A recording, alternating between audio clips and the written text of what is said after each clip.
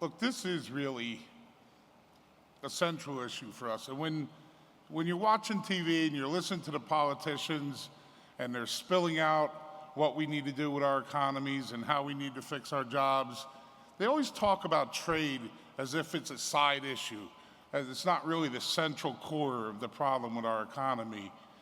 But our history in trade and our problems with trade really begin with the fast-track system that was put in place. And trade has been part of our nations from its foundation in some of our earlier fights. And if you track this fast-track regime and you set it up against the chronology of the decline of manufacturing unions, you can then link it to the decline of defined benefit pensions and the growth of 401ks and the growth of money and fees going to bankers, and you can track it directly against the job loss, 6 million manufacturing jobs, and the ripples of 4 and 5 jobs for every one of those good jobs. And trade is the tool that they bludgeon us with. And trade is the tool that they're beating us with.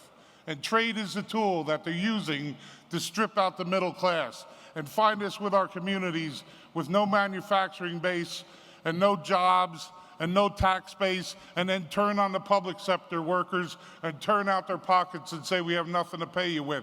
Trade is at the basis of all the economic problems that we're faced with across our nations. And this is the club and the baseball bat they are using in the fight against us. So each time that we go up against them in a trade fight, whether it's at the state level, whether it's at the federal level, we need to understand that this fight is fundamental to who we are. This fight is fundamental to working people, our ability to make things, our ability to take things to our markets. This is not a fight about other workers in other nations. As you saw yesterday, we're struggling together in all our nations against this trade regime where they're looking to break our backs. So we come to you often on these trade things, and we've given you this publications today to show you how these fights take place. And we have more to ask of you today. On your tables this morning when you got in, each of you has 2 or 3 or 4 letters. 2 to the senators in your states, 1 to your House of Representatives, congressmen in your particular congressional district, and in Canada, 1 about the Investment Canada Act. We ask you to take time today before we leave, fill them out, pass them to the end of the aisle. They'll be collected by the Sergeant at Arms. If you have time to sit there and write your own letter, it's helpful. But they have these 3 free trade agreements coming up again, Korea, Panama, and Colombia. We need to do the best we can to get these rejected and get them stopped. And it's just unbelievable that the politicians of this nation, in the face of polling that shows that nearly 90% of the country knows that this system is destructive and knows that this system is wrong.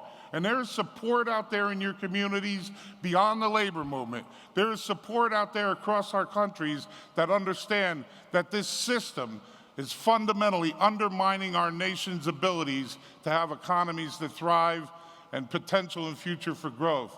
So work on these today during the course of these. Pass them to the end. We'll get them sent to the right offices and the right places. But this fight needs to go on. We need to step it up. We need to escalate it. We need to hold these people responsible for these agreements. We need to find ways, and we will look for ways in the coming months to put referendums on state ballots on seeing that products that are paid for with tax dollars are made in this country, that the jobs that are coming out of tax dollars belong here and aren't shipped offshore. We have a bridge being built in California, the Bay Bridge, by Chinese steelworkers who are being paid 12 hours a day, and they're happy because they just got a raise from 9. So the system is so broken, it's so fundamentally wrong, and it is the heart of all that we struggle against. So we ask both your support on the resolution, your support as we come to you throughout the years, continuing this battle, and particularly to work on these letters this afternoon. Thank you.